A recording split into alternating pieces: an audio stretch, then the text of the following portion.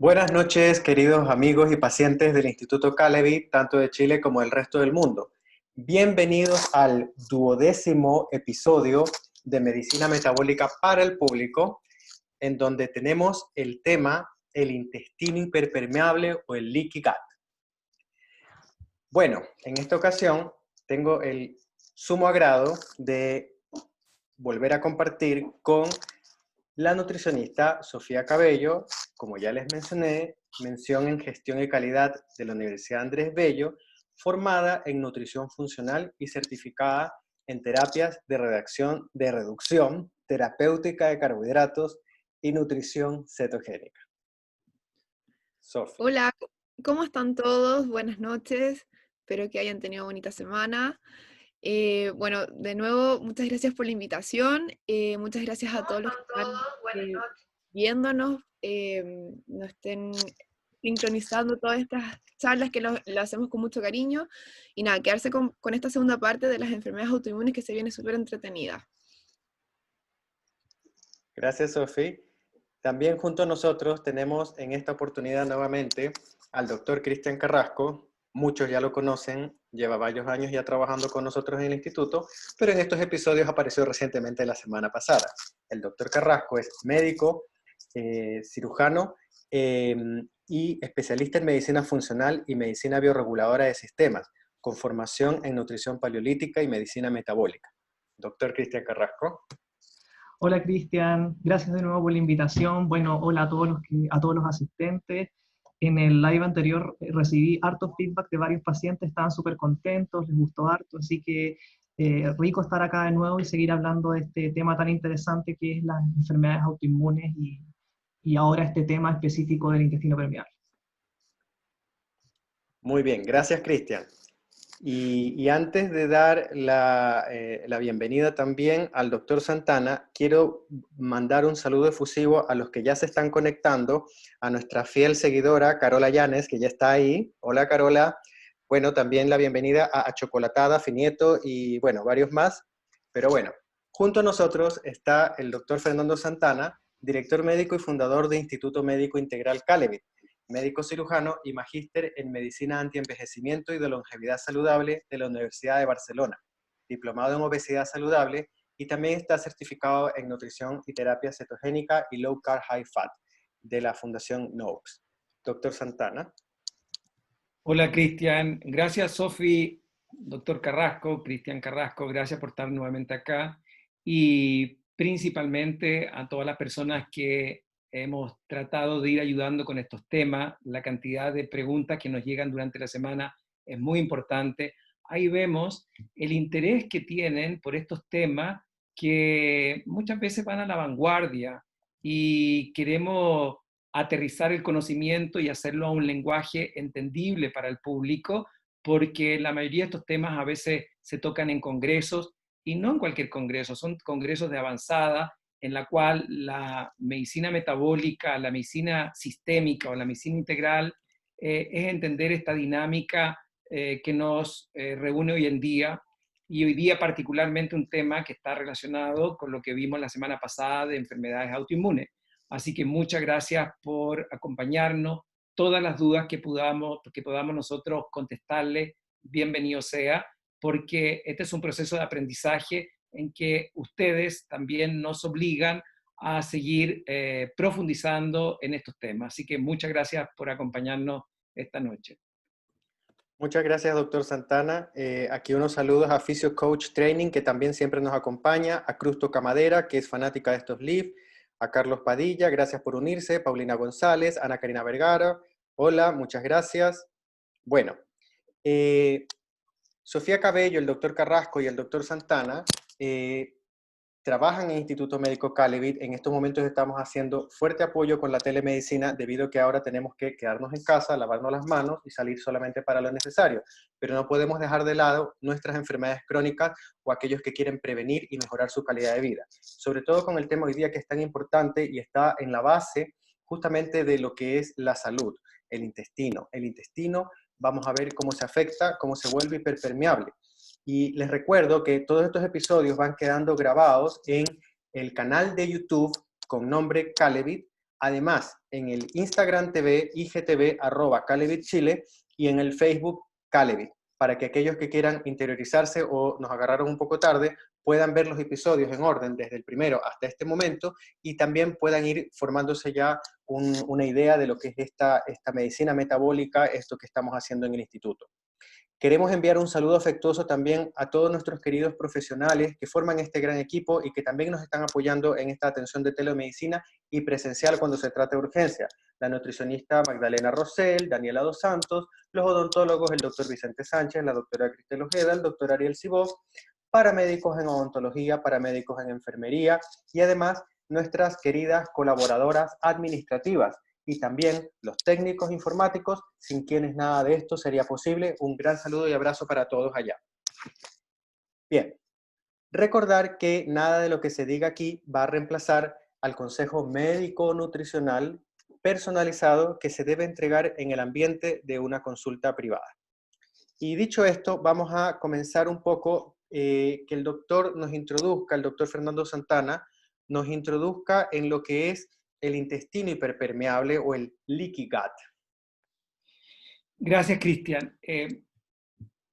Me pregunto cómo me hubiese gustado hace más de 35 años atrás, cuando terminaba medicina, ya vamos a cumplir casi 40, de entender un concepto tan dinámico como el intestino permeable. En ese tiempo se estudia el intestino y todavía como un órgano que su función es permitir la absorción de ciertos nutrientes y con alguno, de esa manera, proteínas, hidrato de carbono o los aminoácidos, poder lograrlo. Pero con el avance de la investigación, hay un gran investigador, el doctor Alicio Fasano, que con los años ha ido descubriendo ya no solamente la parte funcional, sino que desde el punto de vista estructural, es decir, con biopsia, de qué manera nuestro organismo, que siempre decíamos, la piel es nuestra primera barrera, y hoy día sabemos que tenemos una barrera que nos comunica nuestro mundo interno de nuestro mundo externo, y es el intestino. El intestino permeable, imagínense que el intestino tiene una superficie casi de 400 metros cuadrados. En estos 400 metros cuadrados ocurre de todo. Y nuestro maravilloso organismo siempre nos quiere proteger y cuidar de este medio externo y va a permitir ciertas funciones. Bueno, para esto, todos los mamíferos tenemos un sistema que nos protege, que es esta barrera intestinal. Imagínense un colador, que ese colador, si está absolutamente bien, de acuerdo a los diferentes espacios, orificios que tiene para ciertas moléculas. ¿Por qué? Porque yo necesito que penetren proteínas, aminoácidos, vitaminas, pero yo no necesito que penetren bacterias, no necesito que penetren ciertas estructuras patológicas de algunas comidas, como comidas procesadas, ciertas proteínas, ciertas sustancias químicas, también a veces factores hormonales o factores estresores van a producir que este colador realmente se abra, y al abrir pueden pasar partículas inflamatorias. En estos 400 metros cuadrados hay un intercambio. Por lo tanto, nuestro organismo, igual como si tuviéramos distintas barreras, casi como, imagínense estos castillos medievales, tenemos barreras para que no nos vayan a, de alguna manera, invadir y provocar un desastre interior. En esta barrera tenemos barreras físicas. Esta es una capita de células. Estas células se reproducen cada 4 o 5 días. Por eso ahí nos va a ayudar después, Sofía, por qué tiene sentido que vamos reduciendo a ciertas comidas o reintroduciendo ciertas comidas cada 4 o 5 días. ¿Por qué estas células se reproducen cada 4 o 5 días? Hay algunas, las células de Peyer, que se llama, que van a durar casi 2 meses. Pero el recambio celular en el intestino es más rápido que cualquier elemento. Es una capita. Le digo al paciente, imagínense una capita, una célula al lado de la otra, como si fuera una finísima, 10 veces más delgada que una capita de cebolla, y estas células se unen. Y se unen por proteínas. El doctor Fasano, ¿qué ha hecho? Estudiar, igual como una barrera, cuando uno entra, esto se abre y se separa, y fisiológicamente está en perfecto equilibrio.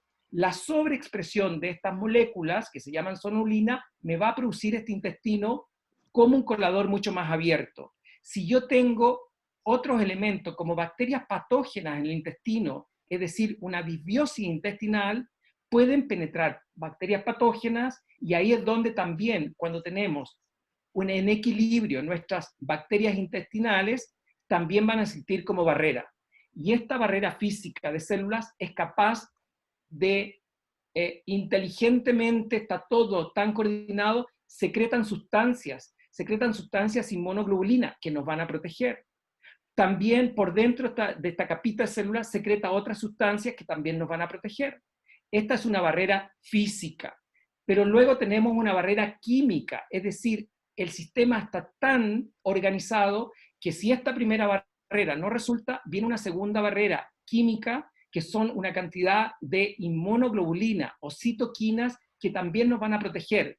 Van a reconocer a bacterias que realmente no sigan penetrando, o partículas que no sigan penetrando, o lo que nosotros llamamos, ¿no es cierto?, cualquier sustancia que actúe como antígeno para poder frenarla. Seguimos más atrás y luego tenemos por debajo de esta capita una barrera inmunológica. Como hemos dicho en el live anterior, casi el 85-90% de todo nuestro sistema inmunológico está en el intestino. Y al estar el sistema inmunológico intestino, este nos va a proteger. Son una cantidad, pero invariable, de distintas células, dendritas, leucocitos, que no es el momento de poder enumerar acá, pero ellos tienen su función. ¿Por qué? Porque si alguno de estos malulos, bacteria, hongo, o el estrés, o por desequilibrio, penetra, este sistema inmune nos va a querer defender y va a avisarle al sistema interno, llegaron elementos que no nos conviene, y van a producir una respuesta, primero inflamatoria. Por eso el sistema inmunológico está relacionado con este concepto de inflamación, y luego una respuesta inmunológica que va a formar sustancias que llamamos los anticuerpos, se unen a estos antígenos para poder eliminar virus, bacterias o partículas, metales pesados. Pero ¿qué ocurre si esta relación antígeno-anticuerpo se parece, es similar a alguna de nuestras proteínas internas?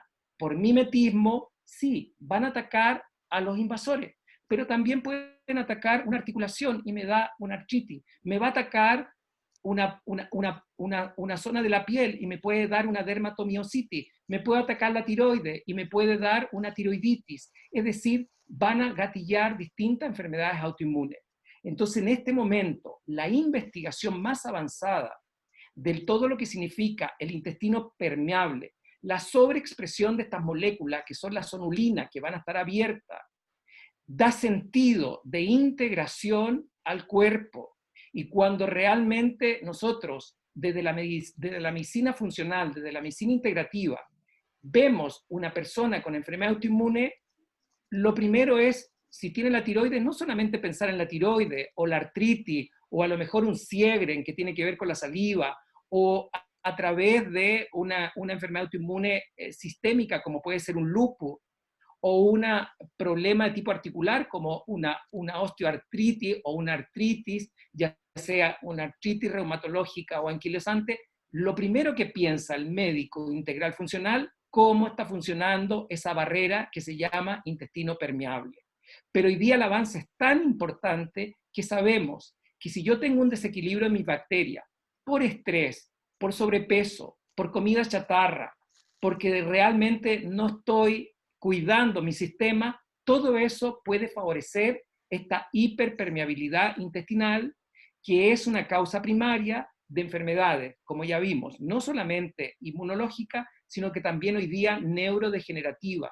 Hoy día estamos hablando del espectro de enfermedades de la degeneración, desde el Alzheimer, desde procesos de demencia, en la cual, por algo, el intestino hoy día se llama casi nuestro segundo cerebro. La mayoría de los neurotransmisores, por no decirlo, casi el 90% de ellos, se sintetizan en el intestino cuando tengo un equilibrio entre mi flora bacteriana, entre estas barreras y la función neurológica. Pero si yo tengo sobreexpresado esto, no van a cumplir sus funciones que necesito. Función para la motilidad del intestino, función para absorber nutrientes, proteína, aminoácidos, ácido graso, vitaminas, funciones además inmunológicas que nos van a proteger, y no quiero que nos sobreprotejan porque nos pueden gatillar una enfermedad inmune, y también neuroprotectora. Por lo tanto, ese intestino no solamente para mí es el segundo cerebro, sino que es el centro de una cantidad importante de patologías.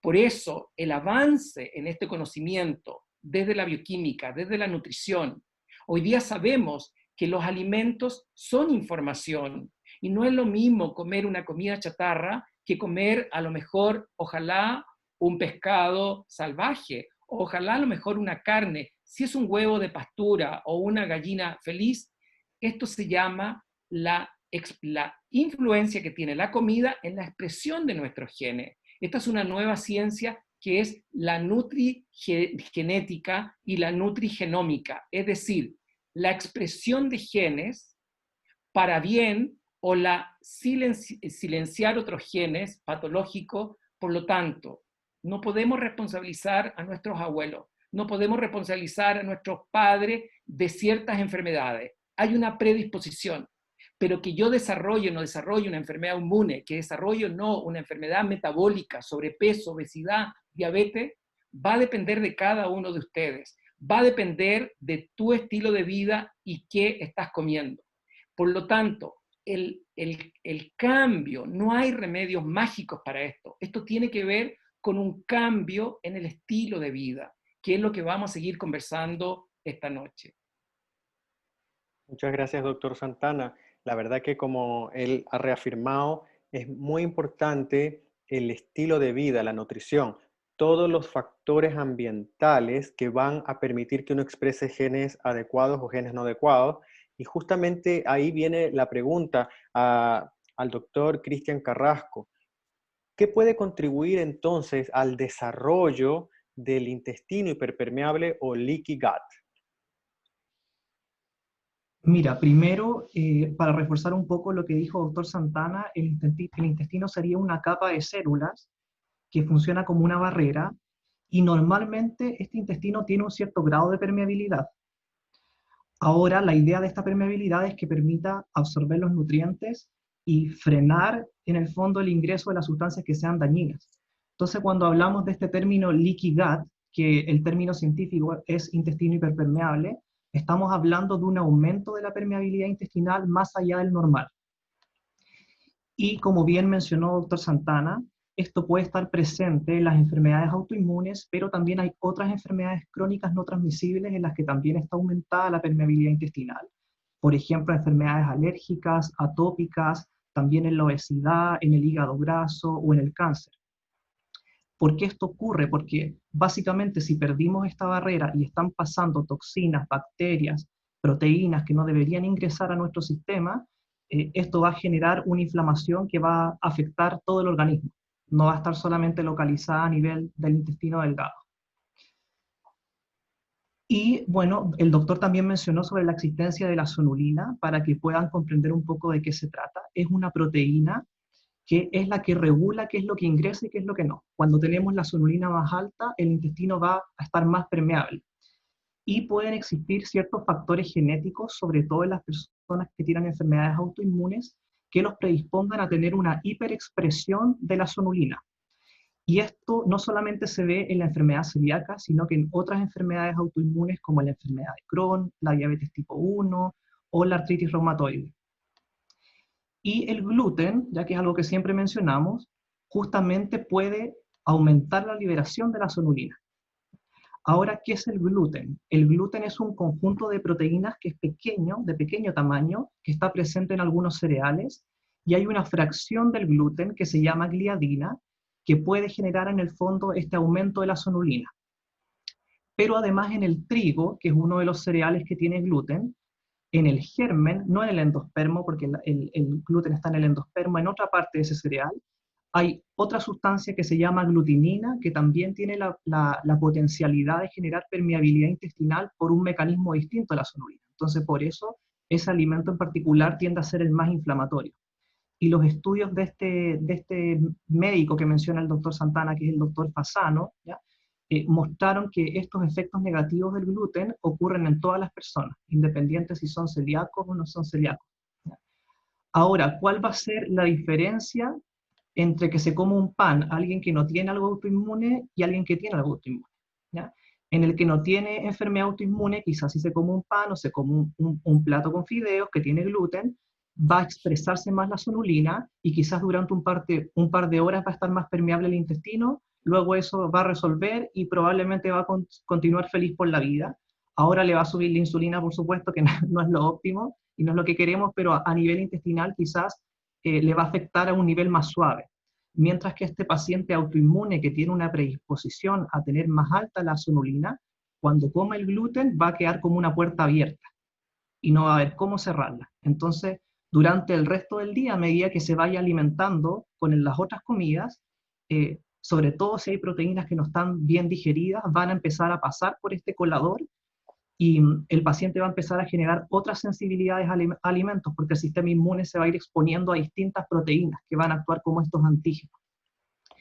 Y este es el mecanismo por el cual los pacientes comienzan a generar estas intolerancias alimentarias, que no son lo mismo que las alergias clásicas. Tienen otro mecanismo inmunológico y habitualmente no producen síntomas clásicos de alergia, como cuando uno, por ejemplo, es alérgico, qué sé yo, al maní, y se come un maní y se pone rojo. No va a suceder eso, sino que van a dar síntomas más sutiles que pueden aparecer varios días o incluso semanas después y que el paciente no se da cuenta, ¿no?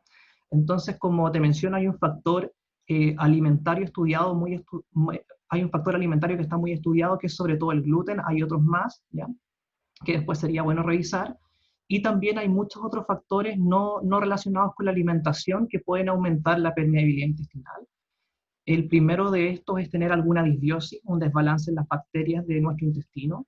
Si eso no está en balance, no vamos a tener una buena barrera. Así que eso es lo primero. También el estar cursando algún cuadro infeccioso a nivel gastrointestinal, desde algún cuadro bacteriano o viral, también puede generar intestino permeable. Las infecciones parasitarias también. Entonces puede ser que alguien se fue de vacaciones, se comió una lechuga mal lavada y no tiene idea y se contagió con un parásito que ha estado asintomático ahí generando permeabilidad. Entonces, infecciones por un lado. También el estrés es un factor súper importante. Hablamos de eso en el episodio anterior, en lo que respecta a cómo afecta al intestino. Cuando estamos con niveles altos de estrés, el sistema nervioso se va a cargar hacia el sistema simpático, que es esta respuesta de lucha y huida, y donde deberíamos estar es en el sistema parasimpático, que es el que nos entrega calma. Cuando estamos en un estado parasimpático, se activa el nervio vago, que es un nervio que tiene que ver mucho con la regulación del sistema digestivo. Influye en que haya un buen ácido estomacal, en la motilidad del intestino, cómo avanza el contenido alimentario. Entonces, si el nervio vago está inactivo, no va a funcionar bien el proceso digestivo y todos esos alimentos mal digeridos van a llegar al intestino delgado y van a contribuir a que se perpetúe este estado inflamatorio. También el ejercicio puede aumentar la permeabilidad intestinal. ¿Ya? Ahora voy a explicar bien esto para que no se asusten. No quiero decir que el ejercicio es algo malo, ¿ya? Pero sí hay algunos estudios que muestran que correr durante 90 minutos, o sea, 1 hora y media, en personas que presenten o no síntomas gastrointestinales después de hacer ese ejercicio, genera un aumento de la permeabilidad intestinal, ¿ya? ¿Qué quiere decir esto? No que los pacientes con enfermedad autoinmune no hagan ejercicio, sino que hay que guiarlos bien en cuál, ¿ya? De hecho, en el ejercicio también es positivo, porque se ha mostrado que aumenta las endorfinas, que bajan el dolor, que mejora el ánimo. Entonces queremos esos beneficios, pero no queremos aumentar la permeabilidad intestinal. Entonces, básicamente, lo que no queremos es que un paciente sobreentrene, o que, por ejemplo, si está con una enfermedad autoinmune activa, se vaya a correr una maratón, ¿no? Que son cosas que a veces se ven en la práctica clínica y que el paciente le cuesta entender que de repente el sobreexigirse también puede estar afectando su salud intestinal, ¿no? Respecto a otros factores, los medicamentos, hay muchos que también pueden generar intestino permeable. Dentro de los de uso más común están los antiinflamatorios no esteroidales, ¿ya?, que son todos los que terminan en eno y aco, ¿ya?, ibuprofeno, ketoprofeno, ketorolaco, diclofenaco, todos estos antiinflamatorios pueden generar intestino permeable. El mensaje no es que no se tengan que usar si es que están bien indicados, sino que hay que evitar la automedicación, ¿ya? Y hay muchas personas que se automedican por dolores de cabeza u otros síntomas, y esto va, si tienen una predisposición a algo autoinmune, esto también va a empeorar el riesgo. Los anticonceptivos orales de estrógenos también pueden aumentar el intestino permeable.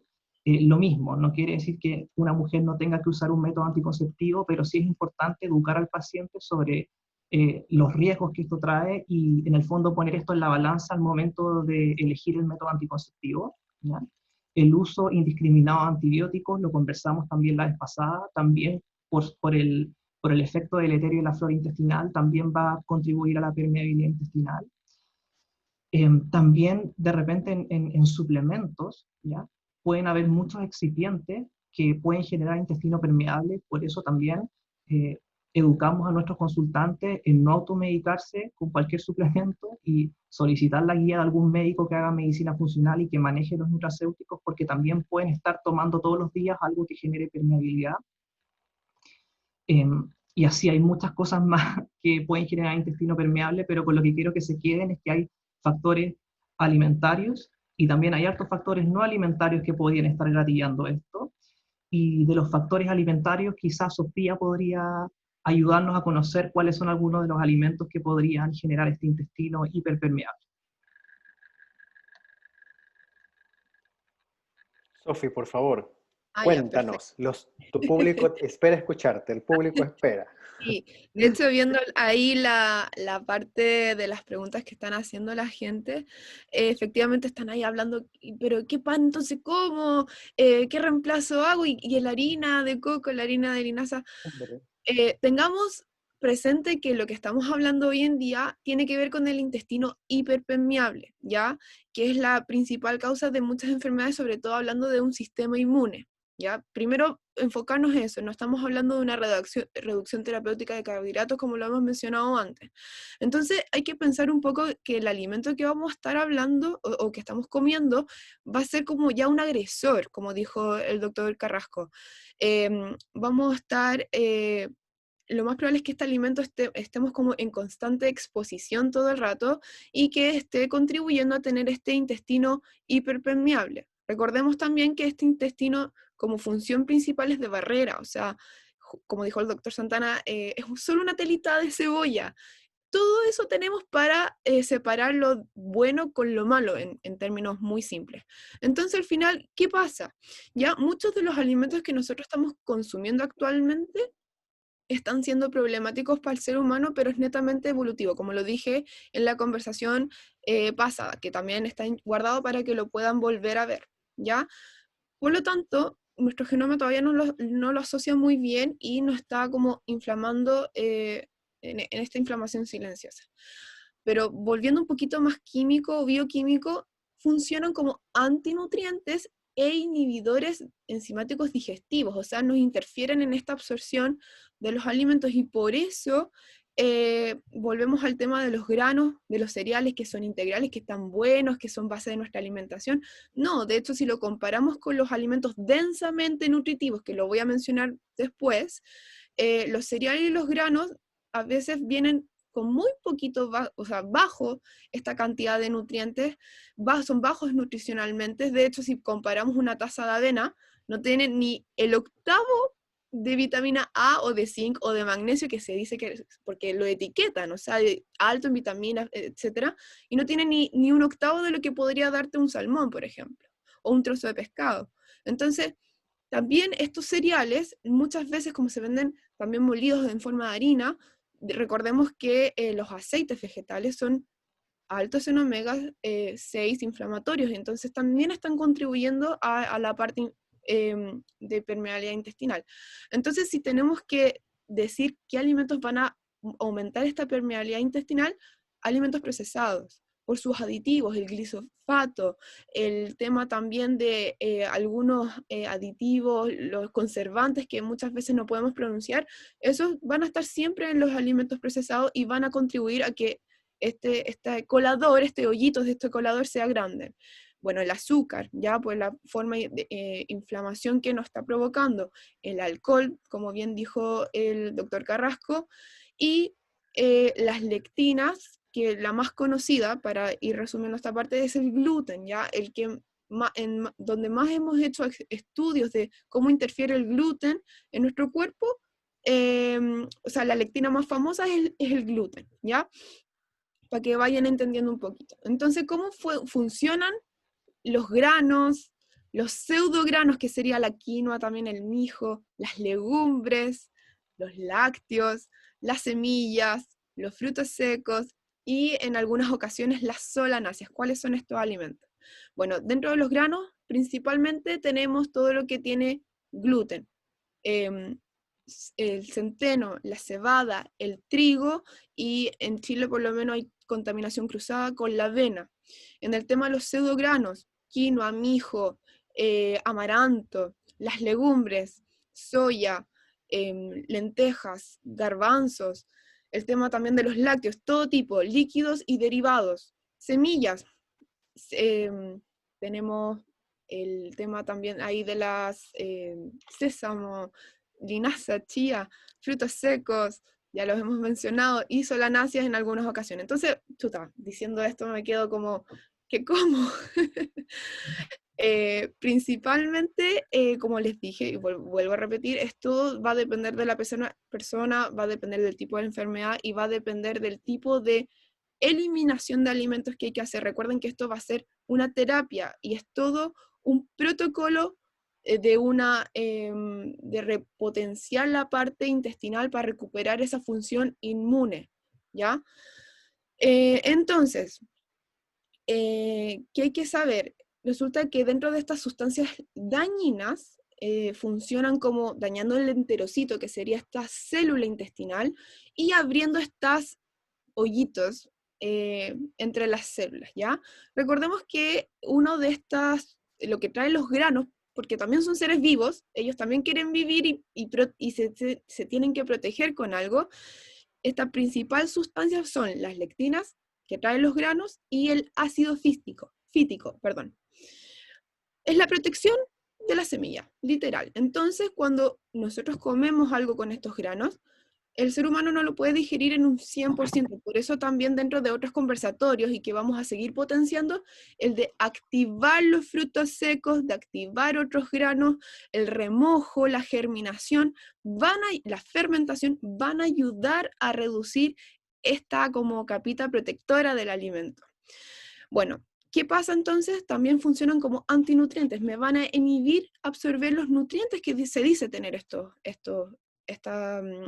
alimentos, ¿ya? Otra cosa que hay que mencionar, bueno, son los otros granos, que ahí no mencioné, el maíz estaba también, la avena, que se me olvidó.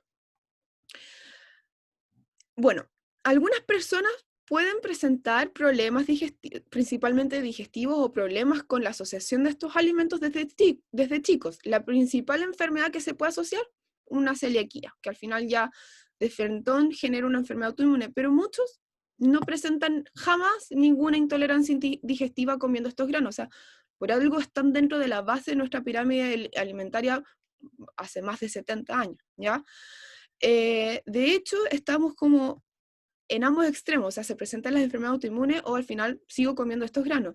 Pero hay que tener algo en claro, estos granos en sí son tóxicos porque generan, o sea, el efecto perjudicial o el efecto tóxico de estos granos o pseudogranos es tan sutil que nunca las vamos a estar asociando, o nunca hay una conexión como directa con el estado de salud de una persona y el alimento que está comiendo. Por eso se hace todo un tema de eliminación, después se hace una reintroducción y se va viendo alimento a alimento, como había dicho el doctor Santana, es súper personalizado, ¿ya? Por eso también, como había dicho el doctor Carrasco, el gluten, ¿ya? De hecho, los alimentos altos en gluten, o sea, los panes, tanto integrales como simples, las galletas, las barras de cereal, etcétera, cuando la persona, las galletas de soda, que también ahora me han tocado, no sé, varios pacientes que comen así, y están asociados, estas personas, y están asociadas con un tema de obesidad o de inflamación central con esta grasa visceral que hablamos en otros conversatorios, están asociados. O sea, ese link entre comer gluten y esa inflamación, ya hay estudios que lo demuestran, ¿ya? Pero al final nadie con sobrepeso, con obesidad, hoy en día se va a estar preguntando que el gluten o los alimentos con gluten podrían estar afectándolo. Muy interesante, Sofi. La verdad que se responde harto de las preguntas que hicieron las personas en el chat. Bueno, yo les recomiendo igual, está bien que dejen sus preguntas, pero también escuchar atentamente lo que va conversando cada profesional, porque de repente muchas veces ya se contesta la pregunta. Y puede que por estar preguntando se pierdan algo importante que está diciendo el profesional, como ahora mismo el doctor Cristian Carrasco ahora nos va a dar soluciones. ¿Cómo podemos recuperar nuestra salud intestinal? Bien, Cristian. Bueno, en el episodio anterior vimos de una forma bien general en qué consistía el abordaje integrativo de la enfermedad autoinmune, así que quienes no vieron el episodio anterior sería buenísimo que puedan revisarlo. Ahora vamos a hablar más que nada del aspecto nutricional, que es un pilar del tratamiento, pero no es lo único, ¿ya? Así que por eso te mencionaba eso recién. Y bueno, básicamente con la nutrición vamos a tratar de reparar el intestino, y ahí vamos a usar un tipo de nutrición que viene a partir de una dieta que se llama dieta paleolítica. Es una modificación de esta dieta. Este tipo de alimentación está siendo estudiada hace aproximadamente 30 años. El científico que la diseñó es el doctor Loren Cordain, y es una dieta que básicamente se formuló en base a la observación de qué es lo que comían los cazadores-recolectores, que son en el fondo las tribus que mantienen la alimentación de la era paleolítica y que no presentan enfermedades crónicas, no tienen obesidad, no tienen sobrepeso, diabetes, tampoco tienen hipertensión, cáncer ni enfermedades autoinmunes. Y a lo largo de estos años ya se han publicado múltiples estudios que han corroborado los beneficios de esta dieta en toda esta parte metabólica, pero lo que les fue llamando la atención a los investigadores es que también algunos pacientes que tenían enfermedades autoinmunes, al implementar estos cambios de volver a la nutrición ancestral original, observaban mejorías en los síntomas de la enfermedad autoinmune. Y de hecho, antes de los estudios del doctor Fasano, que son los estudios con gluten, los primeros estudios que se publicaron, que relacionaron esto de los cereales con el intestino permeable y la enfermedad autoinmune, fueron publicados por este mismo médico, el doctor Cordain, ¿ya? Y bueno, en el tiempo hay otros científicos que han ido perfeccionando un poco esta idea original y haciendo ciertas modificaciones como para refinar esta dieta paleolítica, en específico para las personas que tienen problemas autoinmunes. Y dentro destacan algunos científicos como la doctora Ballantyne o la doctora Walsh, que sobre todo está estudiando el tema de enfermedades autoinmunes a nivel neurológico. Y ya en los últimos 3-4 años se han publicado varios estudios con este tipo de protocolo de dieta en algunas enfermedades autoinmunes como la esclerosis múltiple, la enfermedad inflamatoria intestinal, la tiroiditis de Hashimoto, y en todos estos estudios se han visto resultados bastante positivos, ¿no?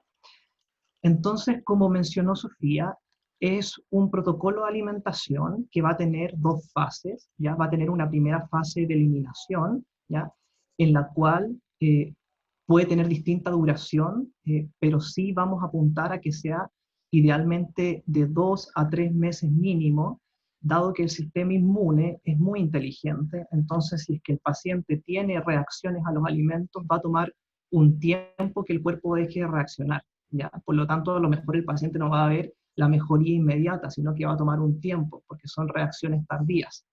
Entonces vamos a hacer durante un tiempo esta dieta en que sacamos varios alimentos que potencialmente generen permeabilidad intestinal o activación del sistema inmune, y una vez que hayamos logrado una buena respuesta clínica, vamos a pasar a una fase de reintroducción que también es súper importante porque es la que nos va a permitir diagnosticar cuáles son los alimentos a los que el paciente está reaccionando, ¿ya? Ahora es importante no solo quedarse como que no nos quede solo la idea de que vamos a sacar miles de alimentos, sino que también es una dieta terapéutica que nos va a potenciar la micronutrición. Entonces vamos adentro de los alimentos que podemos comer, tratar de mantener la mayor variedad, aportar alimentos nutricionalmente densos para darle a nuestro organismo los nutrientes que necesita para que repare esa barrera intestinal. ¿Ya? Otra pregunta que muchos pacientes tienen, dado que han estado viendo también los capítulos de los live anteriores, o también porque saben que manejamos el tema de la medicina metabólica, es si esta dieta autoinmune es una dieta cetogénica o con restricción terapéutica de carbohidratos. Y en estricto rigor, el protocolo autoinmune no es una dieta cetogénica, pero sí es una dieta low carb o baja en carbohidratos, dado que la dieta paleolítica excluye cereales, excluye azúcar. Entonces, sí va a ser una dieta baja en carbohidratos, pero sí hay algunos hidratos de carbono paleolíticos que se permiten, ¿ya? En cantidad moderada, como los tubérculos, las raíces, algunas frutas, ¿ya? Y también hay ciertos alimentos que clásicamente consumimos en una dieta de restricción terapéutica de carbohidratos que no se pueden comer en la dieta autoinmune, como los quesos, los frutos secos, el café, el cacao, ¿ya? Por lo tanto, nosotros aquí vamos a evaluar la condición metabólica de cada paciente. Si no queremos una nutrición alta en carbohidratos, vamos a apuntar siempre una restricción al menos moderada a baja, ¿ya? Y vamos a ver en el fondo la situación de cada paciente. Algunos pacientes con enfermedades autoinmunes llegan enflaquecidos, ¿ya? Dado por esta misma inflamación intestinal no absorben los nutrientes, entonces en esos casos quizás vamos a ser un poquito más flexibles con la cantidad, pero hay muchos otros pacientes que de hecho son la mayoría que tienen asociada una resistencia a la insulina, tienen una diabetes tipo 2, y en esos casos sí vamos a tener que hacer una combinación de lo mejor de estos dos enfoques nutricionales, ¿ya? Lo que sí hay que tener en consideración es que igual va a ser una dieta que del punto de vista práctico de la vida social del paciente va a ser más restrictiva, y eso también puede generar un estrés, ¿ya? Y sabemos que el estrés tampoco es bueno para la enfermedad autoinmune. Entonces, en esto igual vamos a ir viendo cuál es la mejor estrategia para cada paciente, con qué tenemos que partir, qué es lo más importante. A lo mejor en algunos vamos a primero privilegiar partir con el protocolo autoinmune y después vamos a ir bajando un poquito los carbohidratos, o en otro vamos a tener que partir más por la restricción terapéutica, pero sin duda vamos a tener que ir usando estas dos herramientas terapéuticas, ya que ambas son súper importantes, ¿ya? Y otra pregunta que es habitual es si va a ser una dieta que es pura proteína animal, pura carne, o es una dieta más cargada a los alimentos de origen vegetal. En eso, la respuesta es que es una dieta omnívora, ¿ya? Va a depender también del paciente si va a ser más predominante en proteína animal o más cargada a los alimentos de origen vegetal. Por ejemplo, en algunas enfermedades autoinmunes que comprometen el intestino, como la enfermedad inflamatoria intestinal, hay muchos pacientes que van a llegar con una enfermedad activa, que están con dolor, están sangrando, y si hacemos una dieta alta en vegetales, alta en fibra, eso va a hacer tirarle leña al fuego y va a empeorar la inflamación. Entonces, en esos casos vamos a tener que hacer una dieta que va a ser más cargada a la proteína animal. No quiere decir que los vegetales sean malos, sino que en ese contexto no en ese momento y en ese paciente van a generar más inflamación. Pero hay otras personas que no van a tener esos síntomas ni esos problemas y que se van a beneficiar quizás de un enfoque más balanceado entre los alimentos de origen vegetal y animal, ¿ya? Y recordemos que igual la fibra es importante en el sentido de que nos ayuda a generar diversidad en el microbioma, y este microbioma tiene que estar potente para que se mantenga una buena barrera intestinal, y también es súper importante para el estado de ánimo, ¿ya? También es súper importante para la regulación metabólica, ¿ya? Por lo tanto, en los pacientes que lo toleren vamos a aportar más diversidad, ¿ya?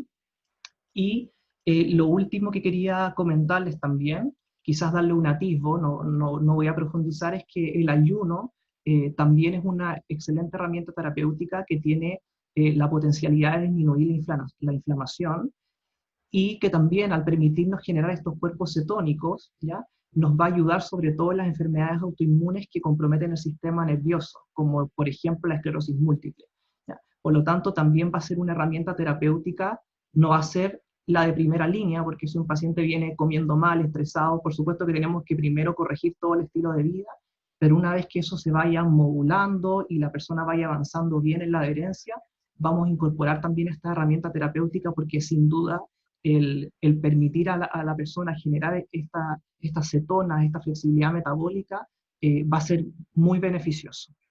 Y enfatizar que todo esto siempre debe ser guiado por médico y nutricionista, ¿ya?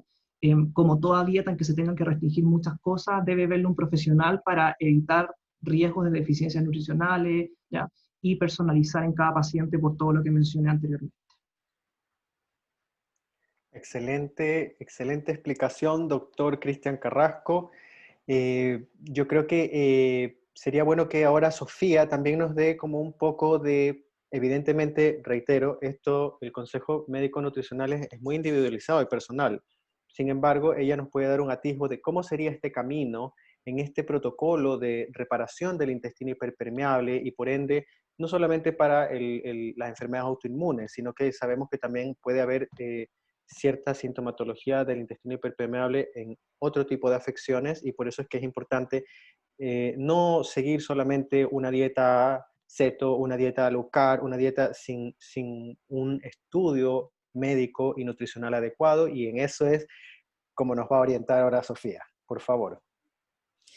Ya, efectivamente, como dijo el doctor Carrasco, pensemos que tenemos algo dañado, por lo tanto hay que repararlo y para eso necesito materia prima. Principalmente van a ser vitaminas, minerales y proteínas de fácil absorción, lo que yo necesito para reparar algo, por lo menos en el cuerpo humano, incluyendo el intestino.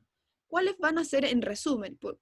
Como bien dijo y iniciamos la conversación, esto debe ser personalizado, va a depender de cada persona, pero en resumen van a ser principalmente interiores, sobre todo las panitas, los hígados, caldo de hueso, que ahí voy a explicar un poco el por qué el caldo de hueso efectivamente funciona. Arcoíris de todos los vegetales y, como bien dijo también el doctor Carrasco, va a depender justamente de qué tan grave o qué tan comprometido está el intestino. Si yo doy puro crudo, si doy pura fibra o al final mucha cantidad o volumen de vegetales, lo crudo va a costar un poco más procesarlo y eso también puede generar aún más síntomas. Por lo tanto, puedo iniciar con más cocido, salteado, guisado, no tanto crudo, ¿ya? Carnes y proteína animal, tanto vegetal, perdón, tanto marino como en la parte animal, ¿ya? Grasas de calidad, de grasas saludables, estas grasas integrales que estamos mencionando hoy en día, palta, bueno, ahí voy a ir diciendo algunas cosas. Pescados grasos, los mariscos y algunos fermentados también van a contribuir a toda esta parte de reparación intestinal, ¿ya?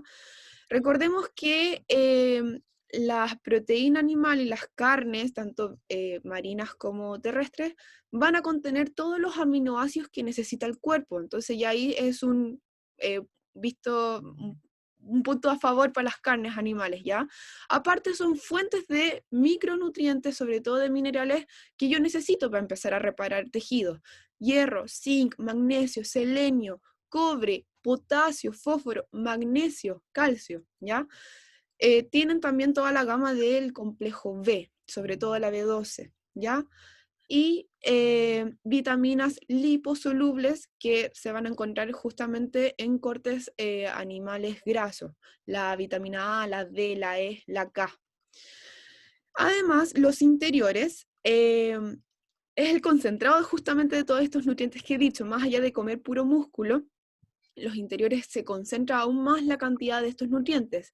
El hígado, el corazón, los riñones, además traen la coenzima Q10, que es un antioxidante y necesario para el cuerpo. ¿Qué más? Los pescados y mariscos, fuentes muy altas de omega 3, EPA y DHA de fácil absorción, de mejor absorción, como lo vimos también en otro conversatorio, también está el capítulo guardado. Mejores fuentes de yodo, selenio, que muchas veces también están en déficit, sobre todo en estas enfermedades autoinmunes. ¿Y qué más? Bueno, el caldo de hueso. Literal, el caldo de hueso trae 3 aminoácidos que son antiinflamatorios, ¿ya? La glicina, la glutamina y la arginina. Funcionan como un pegamento, entonces van favoreciendo al enterocito para que se vaya recuperando, ¿ya? Las verduras, como les dije, no estamos hablando necesariamente de una reducción terapéutica de carbohidratos tan estricta, sí hay que hacerla de forma antiinflamatoria, por lo tanto muchas veces va a ser igual de todas maneras bajita, pero todos los colores, ¿ya?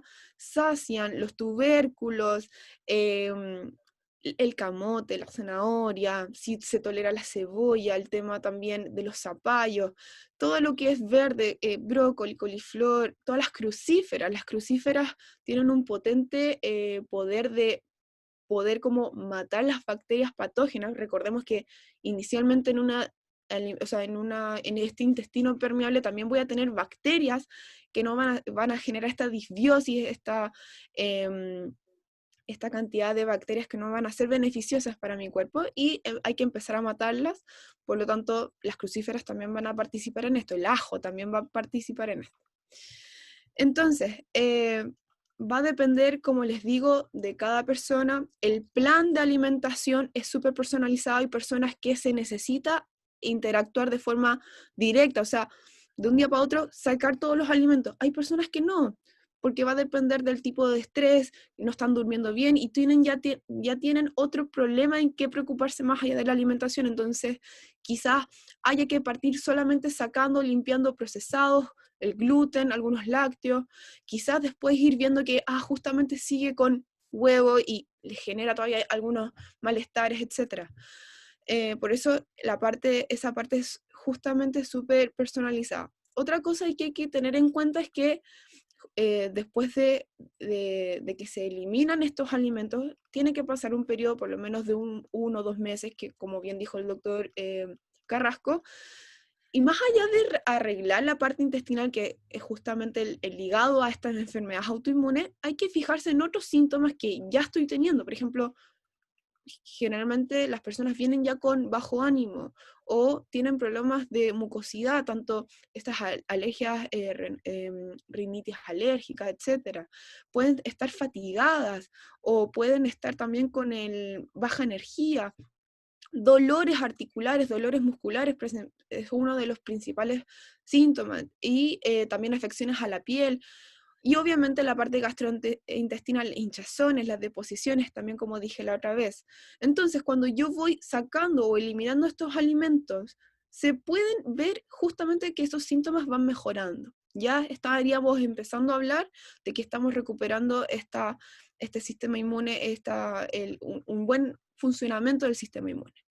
Luego en la reintroducción, sí o sí, se tiene que ir alimento por alimento. Tiene una cantidad de días porque se ha demostrado que entre 72 horas, 48 horas, va a depender de cada persona, puede ser más, como había dicho el doctor Santana.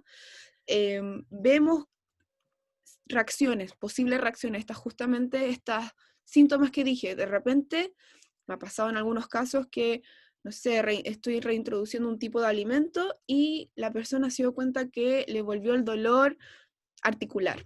Entonces podríamos estar sospechando que justamente ese alimento sí interactúa de forma más directa con el sistema inmune, y podemos ir viendo qué alimentos vamos a tener que dejar de lado, cuál vamos a poder tolerar en ciertas ocasiones, que depende de mi estrés. No va a ser lo mismo comerme tal alimento estresada antes de iniciar una prueba o pendiente del trabajo, que relajada, etc. Entonces tiene que seguir siendo monitoreado por médico y por nutricionista.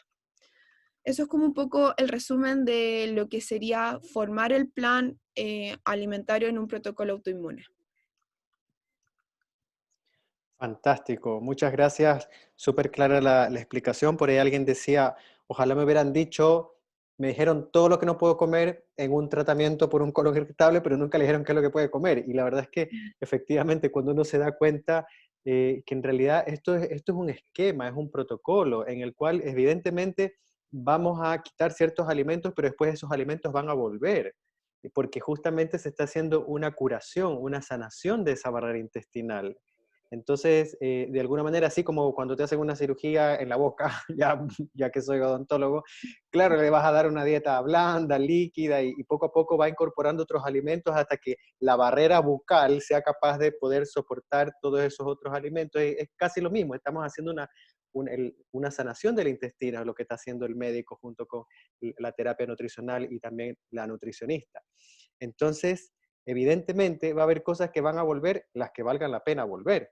Pero bueno, ya nos quedan solamente 5 minutos, la verdad es que da para mucho. Ya hemos tenido un atisbo de cómo reparar el intestino permeable, hiperpermeable, o leaky gut también conocido como tal, y yo los quiero dejar invitados para el próximo episodio, donde vamos a profundizar un poquito más en estos temas.